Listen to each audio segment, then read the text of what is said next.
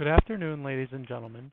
Thank you for joining DocuSign's second quarter fiscal year 22 earnings conference call. As a reminder, this call is being recorded and will be available for replay from the Investor Relations section of the website following the call. At this time, all participants are in a listen-only mode. A brief question and answer session will follow the formal presentation. If anyone should require operator assistance during the conference, please press star 0 on your telephone keypad. I will now pass the call over to Annie Leschin, Head of Investor Relations. Please go ahead. Thank you, operator. Good afternoon, everyone. Welcome to DocuSign's second quarter fiscal year 22 earnings conference call. On the call today, we have DocuSign CEO Dan Springer and CFO Cynthia Gaylor. The press release announcing our second quarter results was issued earlier today and is posted on our Investor Relations website. Before we get started, I'd like everyone to know that we plan to participate virtually in a few upcoming events. These include Wolf's inaugural TMT conference on September 8th, Citi's 2021 Global Technology Conference on September 13th, Piper Sandler's Global Technology Conference on September 13th, and Jefferies Software Conference on September 14th. You can find more information about these events in the press releases section on our Investor Relations website. As other events come up, we'll make additional announcements.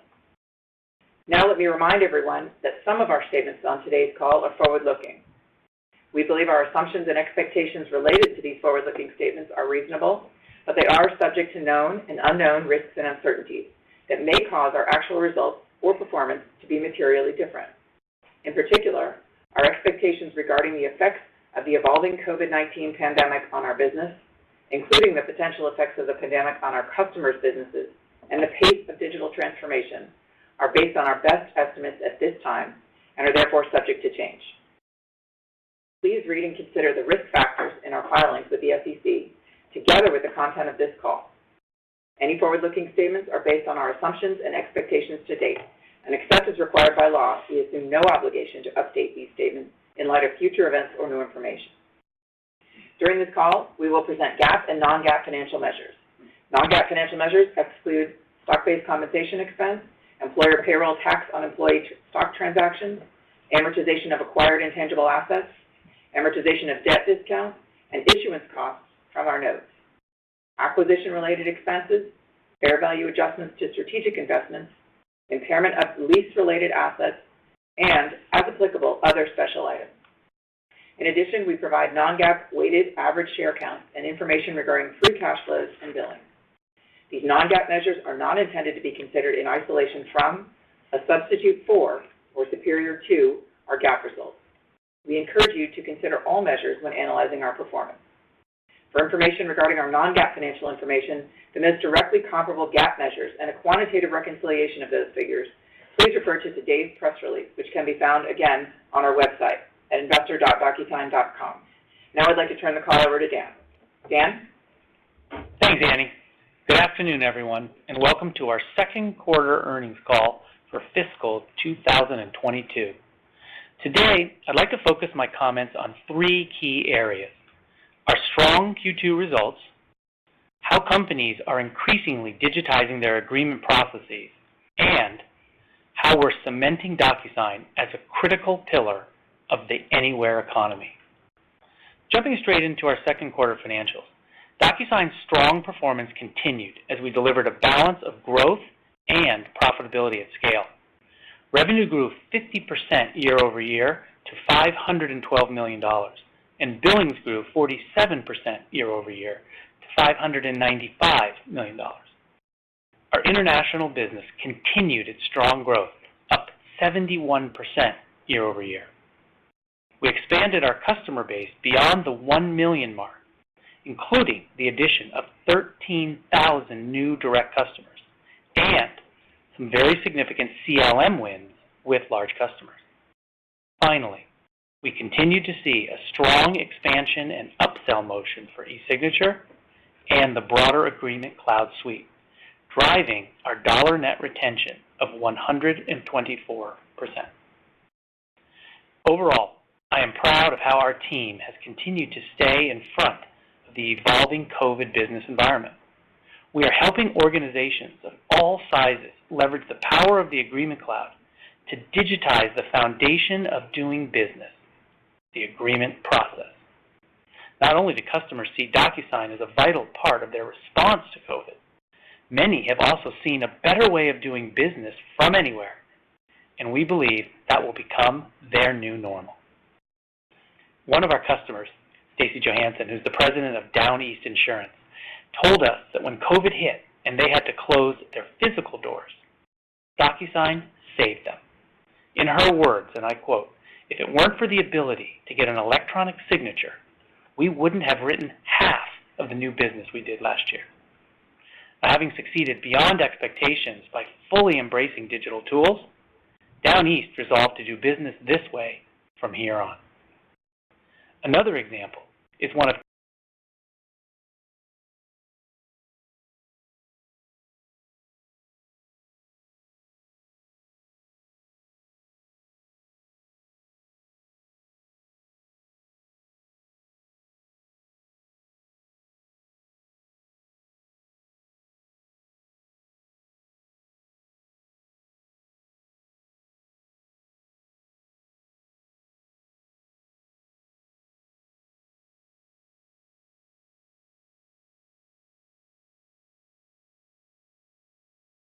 Canada's largest automotive dealers.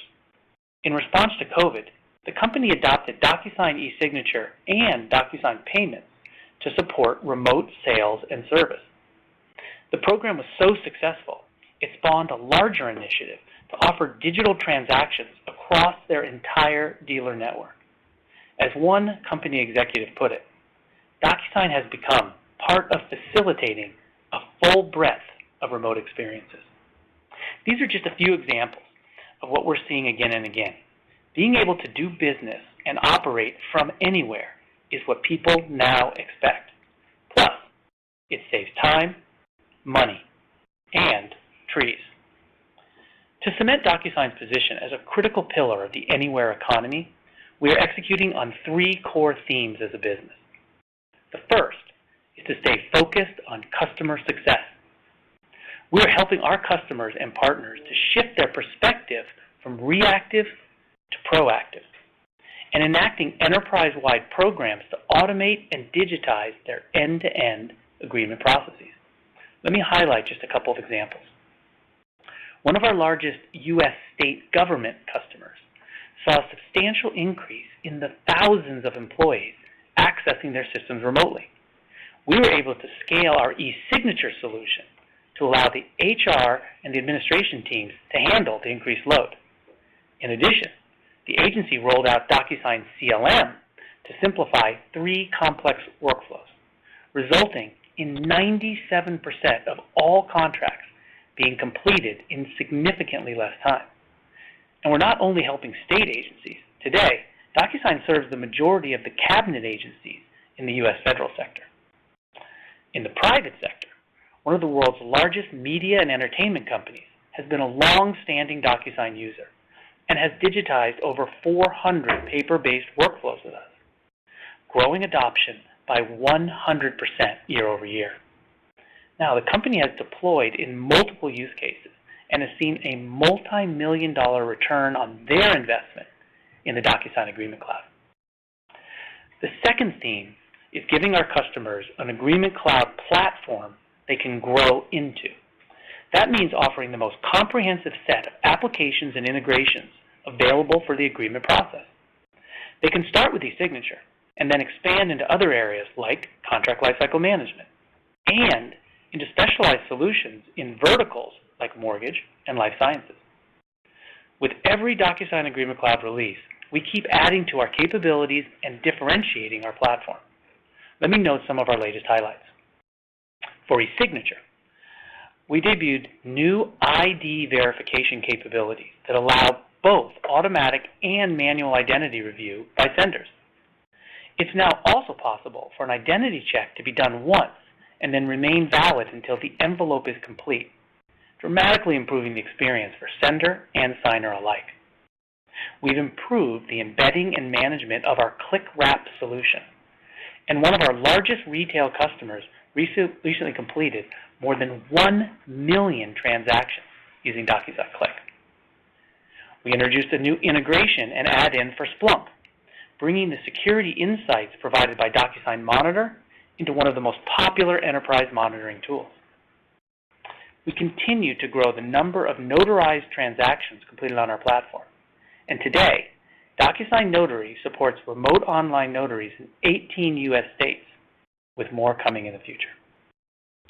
Turning to CLM, two key areas stand out for me. The first is our continued build-out of buy-side CLM capabilities. We have released obligation management, which is huge, and a connector for our key partner, Ariba. This adds to other buy-side connectors shipped earlier this year. The second CLM highlight is our enhancement of AI-based search and reporting capabilities within the offering we call CLM+. It features automatic contract term extraction and allows for searching of agreements, not only by keywords, but also by AI-driven concepts such as renewal dates within the next 90 days. This saves a huge amount of time and manual effort. And then there's the trust and security enhancements to the DocuSign platform. We continue to bring enhanced security features to our product suite with solutions like DocuSign Monitor, which I mentioned earlier. We are also deepening our trust and security relationship with our customers. For example, we recently held a number of CISO summits, and we are collaborating closely across our customer base and trust and security topics where there's tremendous demand. Together, these advancements in our products move us closer to a unified platform of record for agreements and agreement processes. Finally, the third theme is our international business. This remains a highlight for us, as our teams outside the U.S. contributed more revenue in Q2 than in any other quarter to date.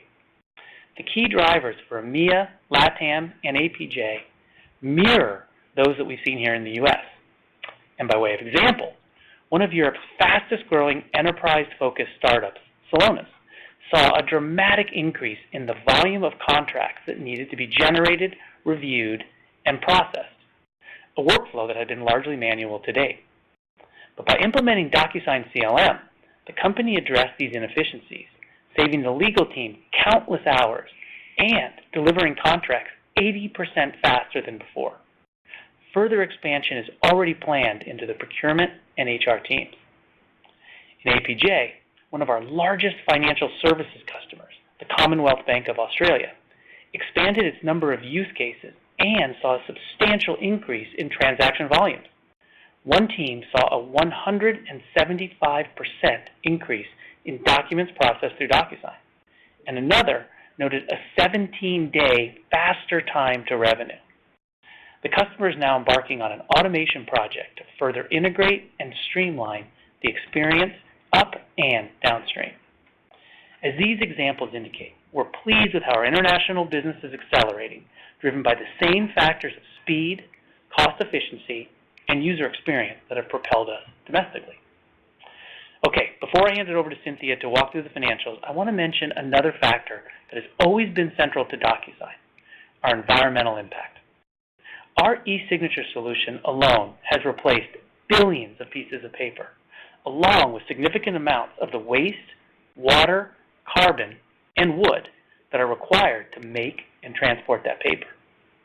In addition, to help fight global warming, DocuSign is also committed to achieving carbon neutrality by 2022. As part of this effort, we have launched an ESG portion of our website and have organized a multifunctional team to coordinate our overall sustainability strategy. We will continue to help our customers realize their ESG goals while we work to be a positive example in the running of our own business. I'm incredibly pleased with DocuSign's performance in the second quarter. Our team has continued to deliver across the board and has done so with a real focus on customer and partner success.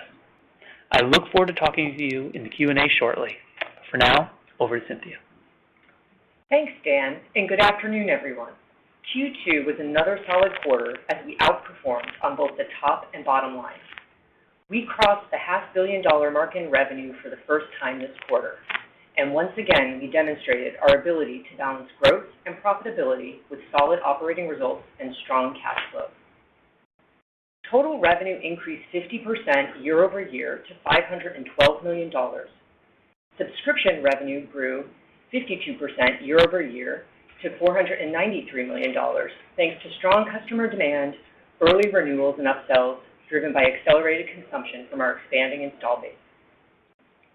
Our international business had another outstanding performance with strength across the board, led by EMEA.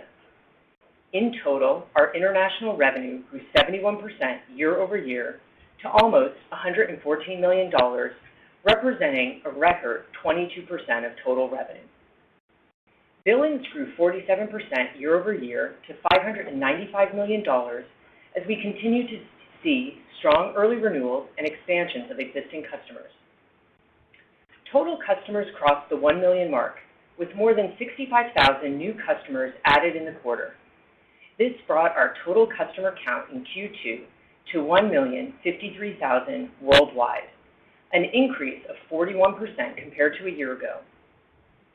We added 13,000 direct customers, bringing the total to 148,000, an increase of 50% year over year. We also saw customers with an annual spend greater than $300,000 grow 37% year over year to a total of 714 customers. For the fifth quarter in a row, dollar net retention exceeded the high end of our historical range, coming in at 124%. Total non-GAAP gross margin for the second quarter was 82% compared with 78% a year ago, while subscription gross margin was 85% compared with 83% a year ago. Our strong revenue growth again outpaced spending this quarter. Non-GAAP operating margin was 19%, or nearly $100 million, compared with 10%, or $34 million in the second quarter of last year. Investing for top-line growth remains a high priority for us in the second half of the year, including increasing sales capacity and marketing programs, innovating our products, and scaling our back-office systems and processes. We see the tight talent market as an opportunity to up-level and develop our people internally while adding complementary skills as we drive the next phase of growth. Non-Gaap net income for Q2 was $98 million compared with $35 million in the second quarter of last year. We ended the quarter with 6,551 employees, an increase of 31% over last year. Our cash flow remained robust in Q2. Operating cash flow came in at $178 million, or 35% margin, due to continued top-line outperformance. This compares with $118 million, or 35% in the same quarter a year ago. Free cash flow reached $162 million, or 32% margin, in the quarter compared to $100 million, or 29% in the prior year. We exited Q2 with $887 million in cash, cash equivalents, restricted cash, and investments. Now let me turn to guidance. Clearly, the last year and a half has been exceptional in nearly every way for DocuSign. In the last 6 quarters, we have scaled our business nearly twofold, more than doubled our operating profitability, nearly doubled our customer count, and reached our highest dollar net retention levels yet. Any way you look at it, this is impressive growth at scale. Halfway through fiscal 2022, we have seen customers renewing earlier in the year as they've used more envelopes and their purchases catch up with consumption levels. While we do not expect to maintain the peak levels of growth seen at the height of the pandemic, our value proposition is strong. Regardless of whether people go back to the office, we don't see them going back to pen and paper. Turning to the numbers, for the third quarter and fiscal year 22, we anticipate total revenue of $526 to $532 million in Q3, or growth of 37% to 39% year over year, and $2.078 to $2.088 billion for fiscal 22, or growth of 43 to 44% year over year. Of this, we expect subscription revenue of $505 to $511 million in Q3, or growth of 38 to 39% year over year, and $1.995 to $2.005 billion for fiscal 22, or growth of 44 to 45% year over year. For billings, we expect $585 to $597 million in Q3, or growth of 33 to 36% year over year, and $2.409 to $2.429 billion for fiscal 22, or growth of 40% to 41% year over year. We expect non-GAAP gross margin to be 79 to 81%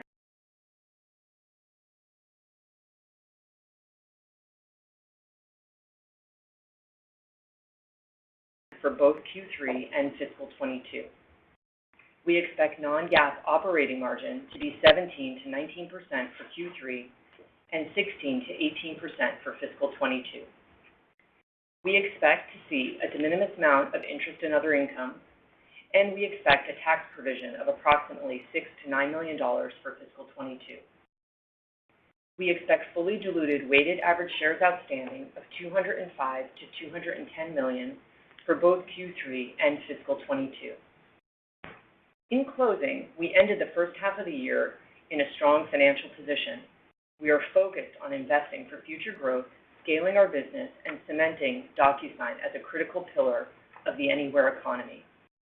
We would like to thank our customers and especially our DocuSign team for their partnership and hard work in helping us deliver another successful quarter. We look forward to continuing to execute in the second half of the year. Thanks again for joining us today. We will now open up the call for Q&A. Operator? Thank you. We'll now be conducting a question and answer session. If you would like to ask a question, please press star 1 on your telephone keypad. A confirmation tone will indicate that your line is in the question queue. You may press star 2 if you would like to remove your question from the queue. For participants using speaker equipment, it may be necessary to pick up your handset before pressing the star keys. One moment please while we poll for questions.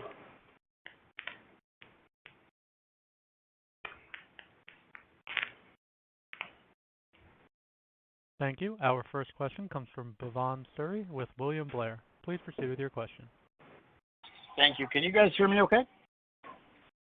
Yeah, hear you fine. Great. Congrats and solid quarter, especially that NDR number. That was fantastic. It's rare to see a company at scale improving NDR. Usually it trends down, so congrats on that. I have one question, and it's really a big fundamental question. It's not about a quarter or even about a year, but it's about data. We've talked about this a lot. As you think about the long term, we've talked about how do you leverage the mass amounts of contract data you have access to. We've talked about seal, we've talked about remote notary, we've talked about a bunch of things, but I'd love for you to talk about, again, not a quarter or even 12 months, but 24, 36, even 3 to 5 years. How are you going to monetize that data? How does that data drive stickiness, but also monetization of the platform? I'd love to just talk through that process. Thank you. Yeah, it's a really interesting topic and one we think a lot about. Let me break it into two pieces, what I think we will do and what I think we won't do, particularly in that time frame you just described. What we are going to do is leveraging the existing data and the reporting and analytics tools we have, as well as the increasing focus on artificial intelligence to go deeper to leverage that data to help our customers run their business better. And I gave an example in the prepared remarks, about how folks have been able to learn more about their business and be able to search against their agreements that they've done in the past to understand how they could quickly find information to, again, help them improve the performance of what they do. We think we have a huge investment opportunity there, which we're going to aggressively invest in. The Seal software was a great example of an acquisition we did to enhance, in this case, our artificial intelligence engineering skill set. But I think you're going to see us doing a lot more in the data science world to make our products more able to help customers run their business better. The second thing is we can mine that information to help us drive more customer success. So we can take a look at how people are using our products, how they're not using our products, which use cases they're not availing themselves of. When they have incomplete segments of agreements because certain parts of the company might not be as responsive as others, and help them really pinpoint and run their business better and help them figure out ways to grow more with DocuSign because of that. So that's probably give you a couple of flavors of things we're excited about. One of the things a lot of people ask about is, would we be able to figure out a way to leverage all the agreement across our different customers to offer different kinds of services to people? We're super sensitive about that. At this point in time, we are a B2B software company. Our job is to serve our customers. taking their data for some other purpose is not on our roadmap in any way. I agree that there's sort of a lucrative sounding opportunity there, but at this point when we talk to our customers, they say, we'd like to use our data ourselves, thank you very much, and like you to make the good living you do off helping us be successful with our business, not sort of extract that information to use in another way.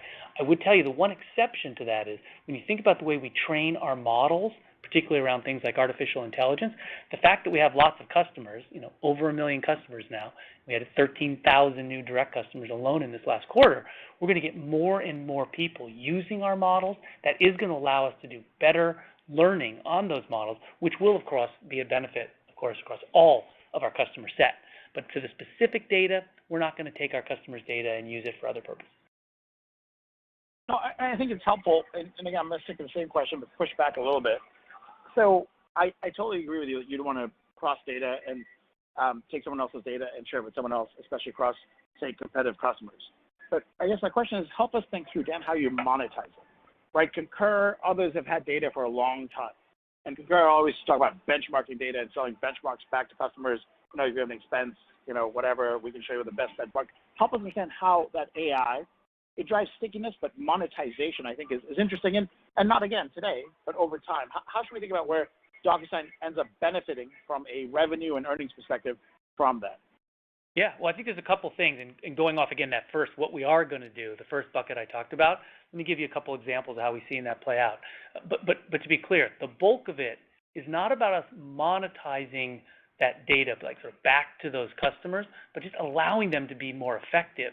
And we just have a really strong point of view here that if we drive customer success and we increase the quality of the ROI they get, it's only good for our business. It just drives further adoption of the core business we have. So our thinking isn't about a new sort of set of service offerings. It's about enhancing what we already do with the Agreement Cloud so people will want to put more with us. Now, one of the benefits that allows us to expand our footprint, very, I think, related to your question, is once someone realizes that they should have all of their agreements in our repository in a sort of a CLM solution at DocuSign, that means they're going to go out to all the other parts of the company that haven't yet adopted our e-signature, as an example, and say we really want to consolidate and get all that information into one repository. And we believe that is the way we win with data, by showing people that when they integrate across their Agreement Cloud with DocuSign, that the information we can extract across their agreements and help them across their business understand how to operate it more effectively and more efficiently, that's where the payout comes to them, and then in turn it comes to us because they grow with us. So that's really the core of how we think about it, as opposed to a new set of offerings where we might leverage that data to effectively sell back to them. I appreciate that. Congrats, and thank you for the candor. I really appreciate that. Very nice job. Absolutely. Thank you. Thank you. Our next question comes from Sterling Auty with JP Morgan. Please proceed with your question. Yeah, thanks. Hi, guys. I just have one question as well, and it's really regarding one of Cynthia's comments about not having sustainable growth at the peak levels of the pandemic, which no one expects. But this week in particular, we've seen a number of high growth companies, highlighted by Zoom, starting to show that post-pandemic deceleration. And my question is, how should investors think about the pace of moderation in your growth as we move forward, especially in light of the high growth that you're showing on the international front? Sure. Thanks for the question, Sterling. So I think, we've been talking about it the last several quarters, right, that we wouldn't expect our growth to maintain at the peak levels that we saw kind of during the height of the pandemic. Now, that's not to say that we still won't have very strong growth and solid growth. We had a very strong first half of the year, and we're guiding a strong second half. So I think, one of the beauties of our model is it is a subscription-based model, and so these things tend to be gradual, but we did see, peak levels of growth at scale during the height of the pandemic, and we wouldn't expect that to continue. So it's very consistent. I don't think there's, anything really different in kind of what we're seeing now versus what we were seeing before and saying before in terms of our growth rates. Understood. Thank you. Thank you. Our next question comes from Brad Sills with Bank of America. Please proceed with your question. Oh, great. Hey, thanks, guys, and congratulations on a real nice quarter. I wanted to ask on the Agreement Cloud. Obviously, you've seen some early traction there. Congratulations on that. I know there's been a lot of hard work on the product side, and you cited some of the deliverables there. My question is, where are customers starting here? Is it typically with Insights or Analyzer? They're already running e-signature, or is CLM that they typically start with that repository for terms and conditions, and then they go into Analyzer. What does a typical path look like for kind of the entry in the Agreement Cloud? Thank you. Yeah, absolutely, Brad. So the first answer is sort of implied in your question, but let me make sure I'm absolutely clear about it. The tip of the spear for us is e-signature, right? So the vast majority of our customers start with signature, and it's for the simple reason that until you figured out a way to digitize your agreements and capture them in an online fashion, it's really hard to do the remaining aspects of the Agreement Cloud, right? You don't have digital agreements. So clearly signature is where people start. What we're seeing is the second move tends to be to CLM. And it's the construct of once they start thinking about that repository that you were referred to in your question, that's where we really see the opportunity for them to start thinking about a full-feature Agreement Cloud that they want to build out across their own system of agreement. So CLM is where we see the next move, and that's where we see ourselves, as you heard me mentioning on the prepared remarks, where we see a lot of traction right now. And one of the things to keep in mind is last year, when we had the surge in e-signature demand that Cynthia was just referring to at that peak of COVID, we had our customers really pushing us to go signature. Of course, that was natural for us because that's what brought us to this dance, right? But we said we had to sort of slow down some of our focus on the other parts of the Agreement Cloud just to meet customer demand, because we are, at our core, a customer success company, and the DocuSign employees rallied to meet that surge in demand. Now, this year, we're starting to see the opportunity to go back to where we were really 2 years ago and say, now let's focus on CLM as that next big opportunity to really expand people into the Agreement Cloud. And we think that will be the foundation for most companies in how they really build out the rest of the Agreement Cloud beyond signature. That's great, Dan. Thanks so much. And maybe just to follow up on that, what is the effort involved to go from e-signature to CLM? What does the implementation cycle look like, given that this is a repository? There's a data that resides in here. Is there an SI partner community that you've developed here to help with that work, or is it more seamless? Maybe it's just not that complicated to go from e-signature to CLM. Thank you so much.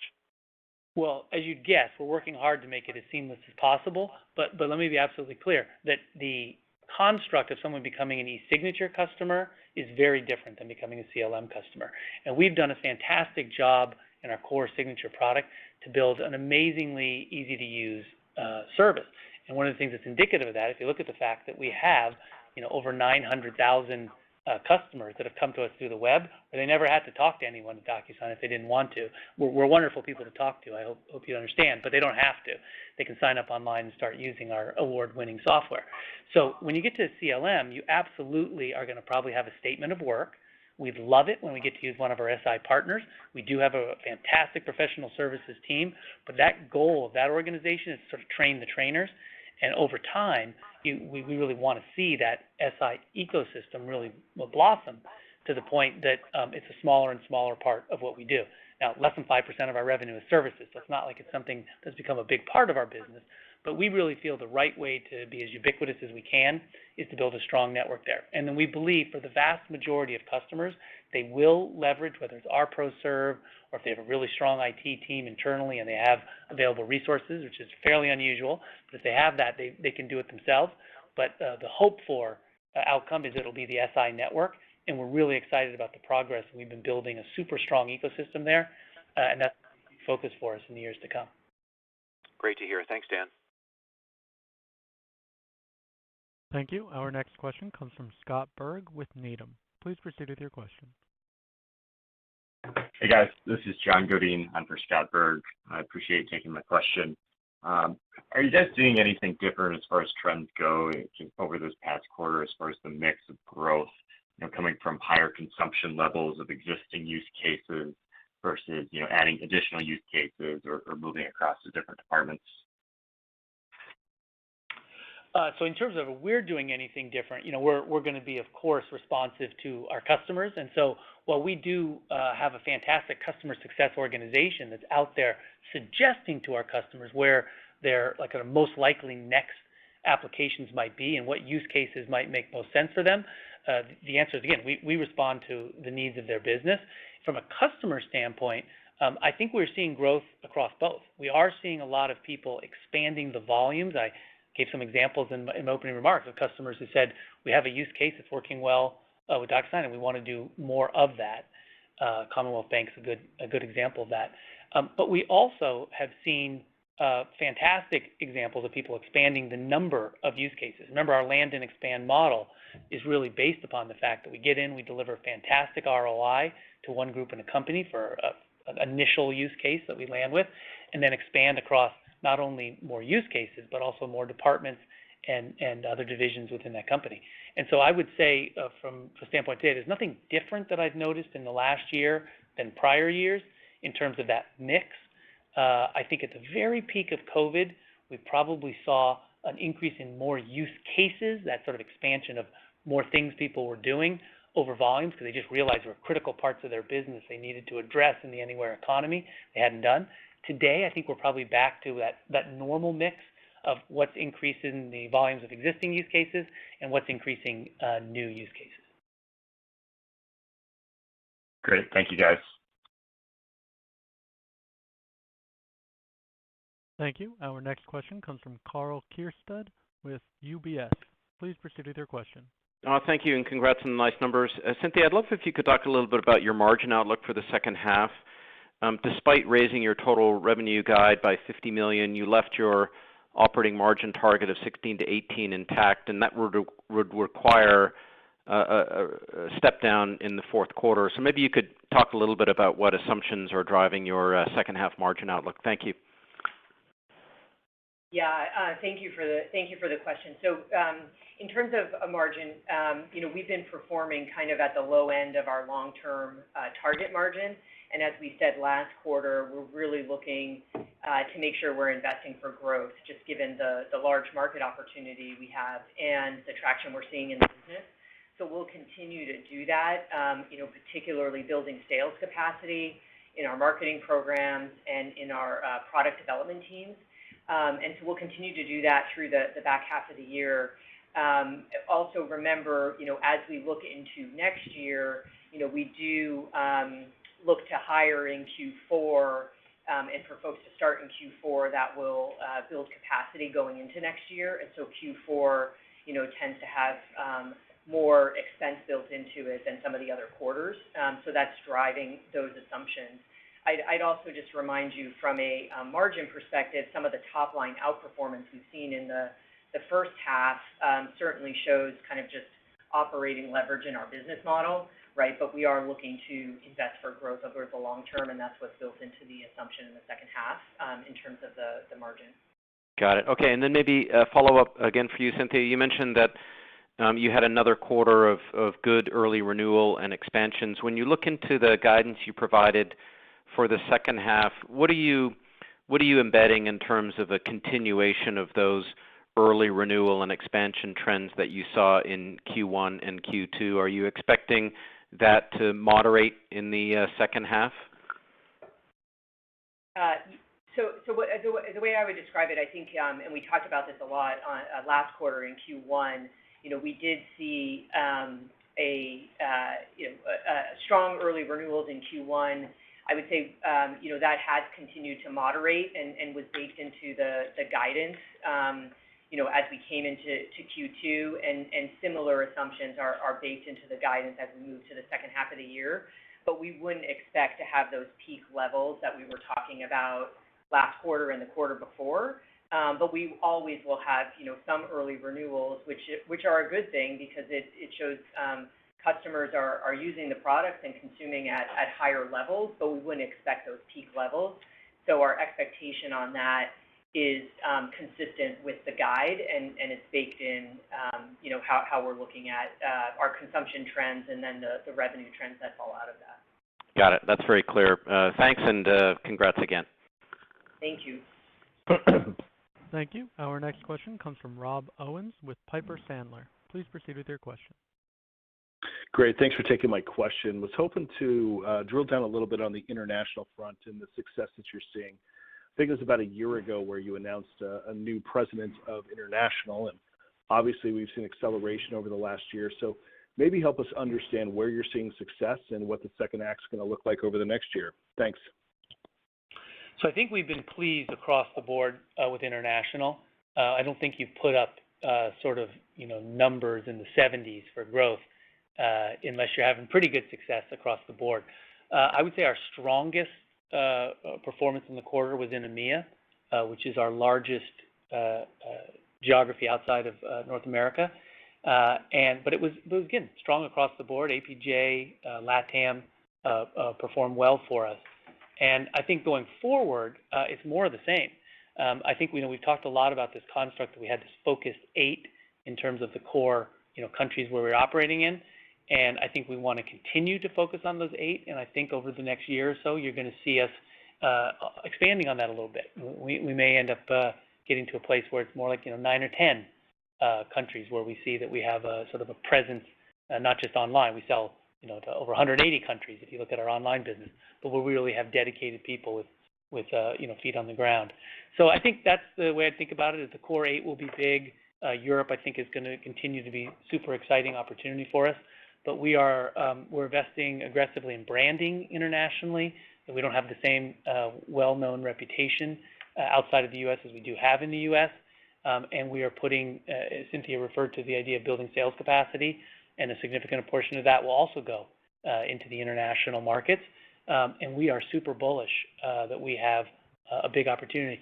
Keep in mind when you look at that growth, this quarter we hit a record, and it's still only 22% of our revenue is coming out of our home country. And so that is a low number for what the opportunity is. So we have a lot of growth ahead internationally. Thanks, Dan.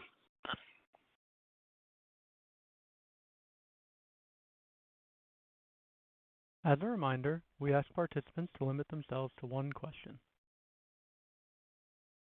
Our next question is from Pat Walravens with JMP. Please proceed with your question.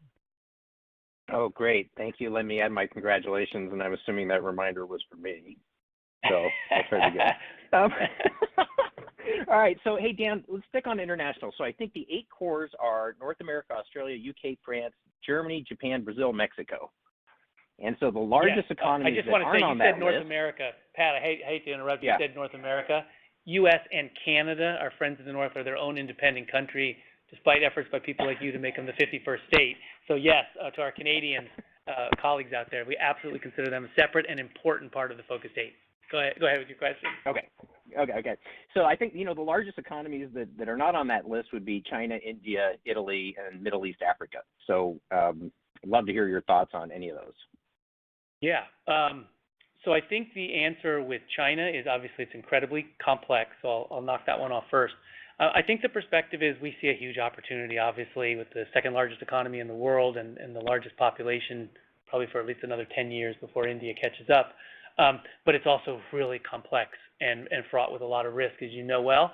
So we do not have a near-term sort of expansion there. I'll tell you, a lot of our customers are asking us to figure out more options for what we do. People can sign in China, of course, but to really deal with the complexity of that market is something we need to do. But I would not put that on a very big short-term piece.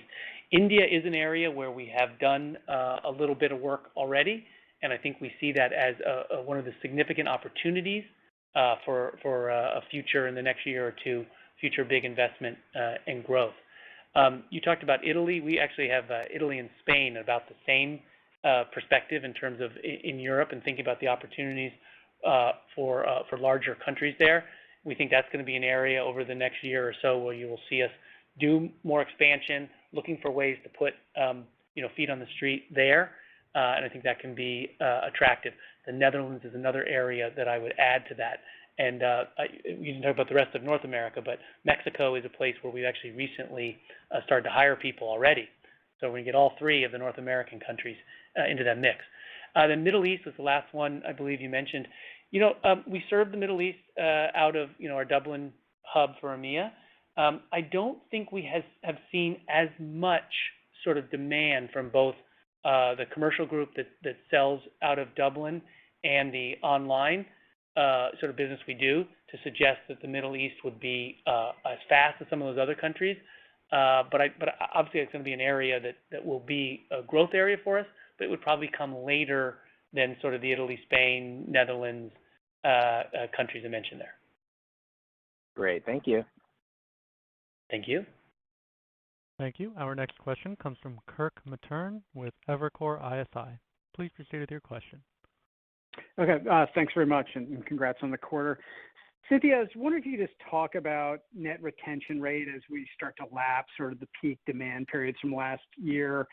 Just talk about how you feel about the ability to kind of stay up at these rates. And I was also wondering, if the rest of the Agreement Cloud, whether it's CRM, analytics, is starting to influence that at all. My guess is not yet, but I was wondering if you could just comment on that as well. Thanks. Sure. Yeah, we were really pleased with the 124% this quarter, coming off the high of 125% last quarter. So we would expect kind of going into the back half of the year to stay, at or above our historical ranges. And so nothing's really changed there. The great thing about that metric is it does demonstrate, our dedication to customer success and making customers successful with our products. And as they continue to expand their footprints, with DocuSign kind of across products. But I would also agree with your statement that, the non-e-signature products are contributing a little bit to that number, but aren't the main driver. It's really, as Dan said, signature is the tip of the spear for us, and that includes that metric as well. Thank you. Thank you. Our next question comes from Tyler Radke with Citigroup. Please proceed with your question. Hi, good afternoon. Thanks for taking my question. I wanted to ask you about the new customer additions. Clearly that number has remained pretty healthy this year, despite the big numbers that you put up last year. I think it's still multiples of kind of the pre-pandemic number of customers you're putting up. I guess if you could just help us understand, are the use cases that you're landing these customers a lot different than what you saw last year? I guess in some ways investors might kind of ask, why would a customer not have signed up for DocuSign last year and are signing up now? Are there kind of new regulatory hurdles that they've been able to get over? Just any color you could provide on just kind of the impetus for new customer strength now compared to last year. Thank you. Yeah, for sure. I don't think there's any significant difference in the use cases we're seeing people start out with, particularly by vertical. Within a vertical, I think it's people are starting in the same use cases. To answer the sort of the conundrum which people ask us all the time of who hasn't, started with DocuSign already when you look at those new customer counts, just give you two thoughts to think about it. One is TAM and one is the number of companies. They're obviously highly correlated numbers. But if you think about the signature TAM at 25 billion and growing, and you think about the rest of the Agreement Cloud, it's coming close to doubling that TAM, and you look at the fact that if you take a look at Cynthia's guidance, we're going to do a little over $2 billion of revenue, and we are by far the dramatic market share leader, clearly with over half the market. The answer is this is an underpenetrated space. So, and if you think about the fact that we've got a little over 1 million customers, we got pretty excited to say we passed 1 million customers. But I mean, just in the United States alone, there's like 25 million businesses. So if you think about a global number, it's many multiples of that. So the reality is we are lightly penetrated. This is very early innings in the game. And it's true that if you work in financial services, like everyone, all of you on this call, you can't imagine a company not using DocuSign. But there are tons of verticals that are just, we're not even scratching the surface. And we strongly believe that every company can and should use DocuSign by the time we get to them. And so the answer is we're going to be adding a lot of new customers every quarter for years to come. Thank you.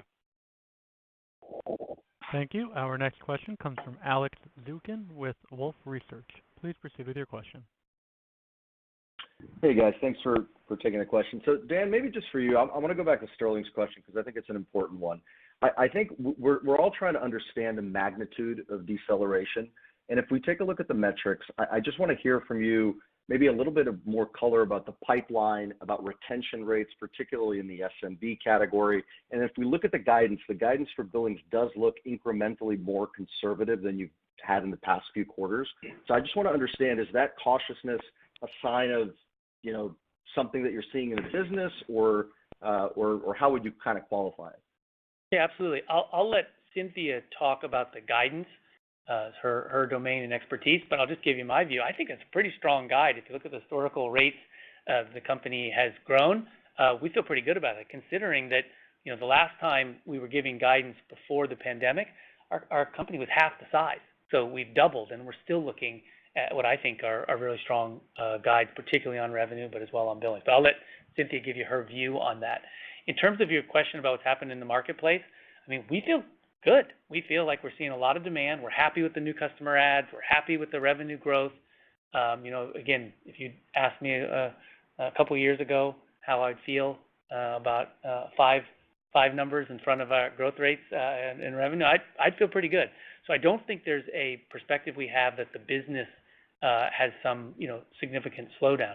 I do think what Cynthia said, and I would reiterate, that the peak of COVID, that was a big tailwind for us.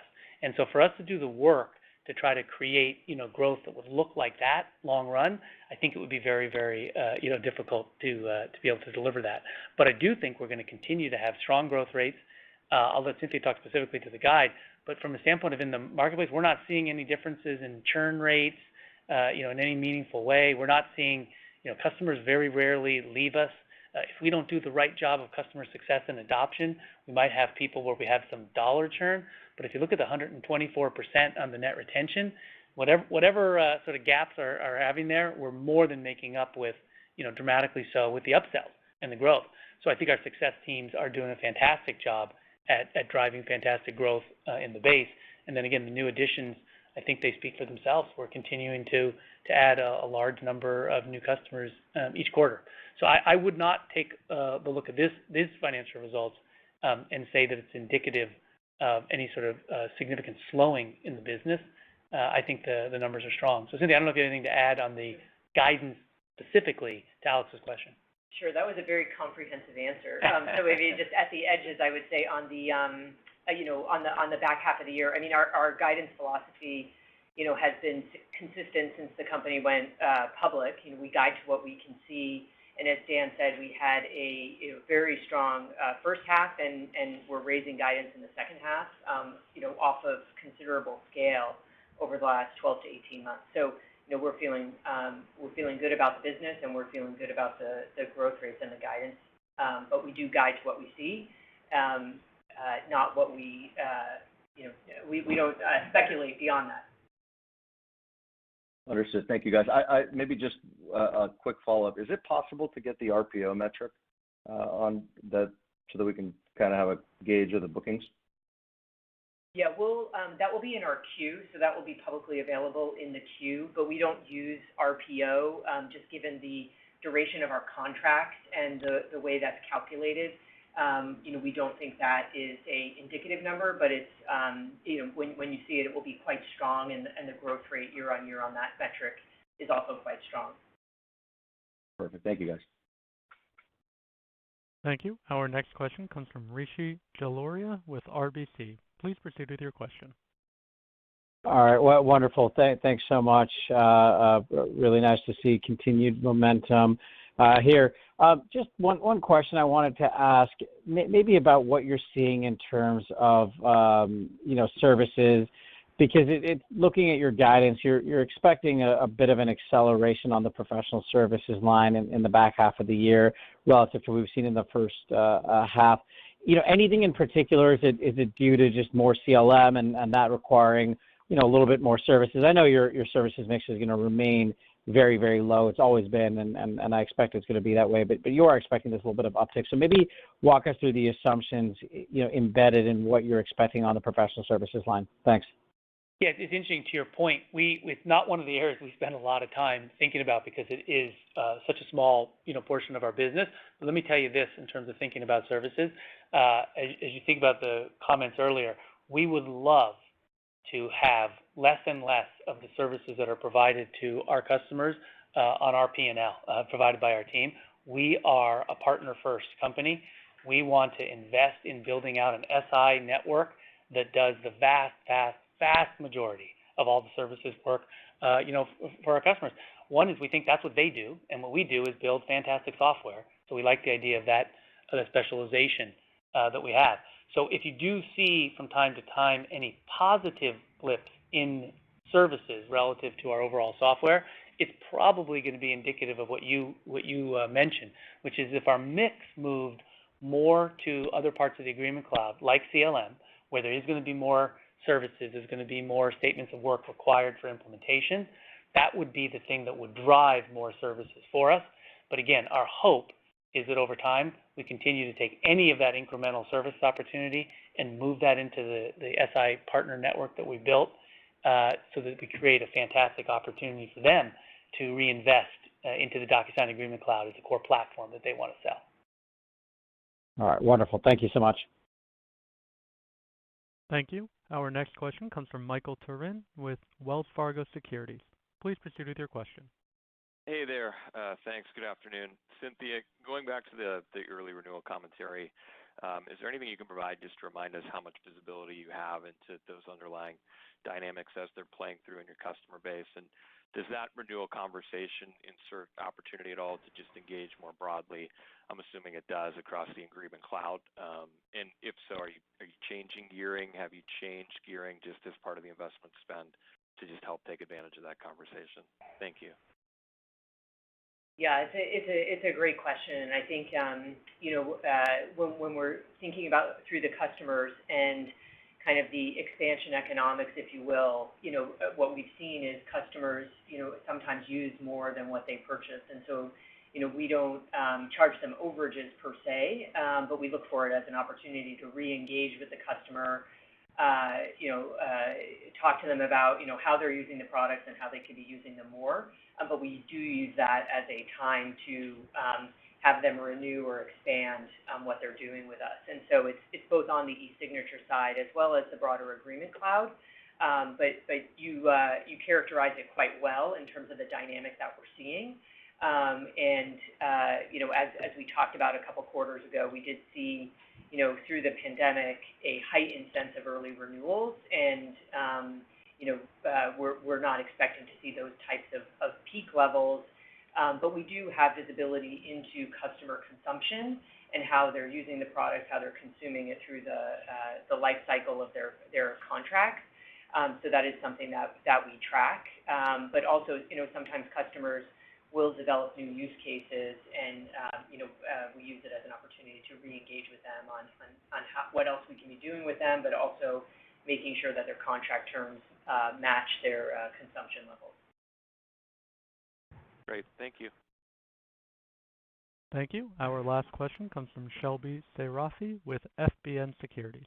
Please proceed with your question. Yes, thank you very much. Can you elaborate on the increased investments you're going to have in the second half, especially in Q4? And to be clear, are you implicitly guiding for the non-GAAP operating margin to decline in Q4 from Q3 because of those increased investments? So I think implicitly, we give a range of guidance on the operating margin, right? And, part of that is dependent on where the revenue comes in, where the top line comes in, and part of it is dependent on the investments that we're making. And so I think the takeaway there is we are looking to invest for growth, and particularly in our sales and marketing teams to help drive top line growth, and then in our product development areas, as we continue to innovate around the product and maintain our leading position in the market with customers. And so I think those are the two main areas. I'd also note, given how the company has grown at scale, we also have a lot of back office catch-up that we're doing with systems and processes and things like that. So we're continuing to make investments kind of in the back office to make sure we can serve our customers at the scale. So those are the areas of investment. But as I said, we this year our top line outperformance has exceeded our ability to spend in quarter, and so we're looking for that to catch up by the time we get to the end of the year, because our intention is to invest for growth versus optimize for maximum operating margin. Okay, thanks. Thank you. There are no further questions at this time. I would like to turn the floor back over to management for any closing comments. Well, thank you much all for joining us. We look forward to seeing you, albeit unfortunately virtually, in the next coming months, and then talking to you after Q3. Thanks so much for joining us. This concludes today's conference. You may disconnect your lines at this time. Thank you for your participation. Have a wonderful evening.